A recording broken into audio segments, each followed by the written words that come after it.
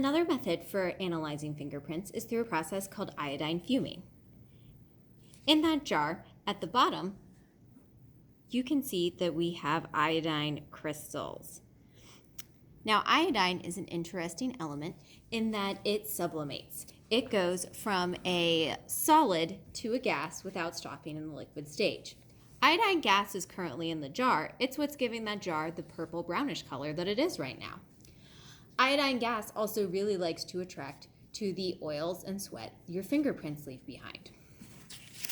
So we have a piece of paper that we want to know if there are any fingerprints on it, and we're going to use iodine fuming to make that happen.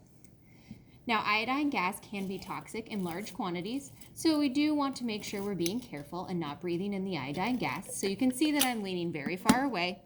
I open the jar, I put my piece of paper inside, I close the jar directly back up. And now we will wait. Right now, the iodine gas is being attracted to the oils in the fingerprints. We will know if there are fingerprints there if it begins to appear as we watch. And it doesn't take very long, and as you can see, we have fingerprints that are beginning to appear in our jar of iodine. Now we want to let those go a little longer, but not too long, because we don't want our prints to overdevelop, because then we lose all of our good ridge detail. So we are going to keep letting those process for just a couple more seconds. And then once they look good and ready, we will pull them out for examination.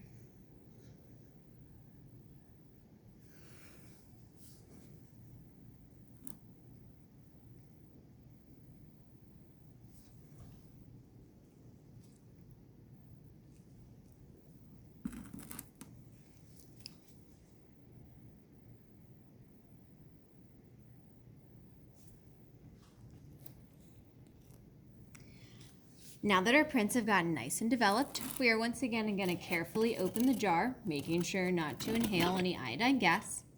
We will remove our piece of paper and close the jar back up, because as long as there are still crystals in the jar is still good to use for iodine fuming.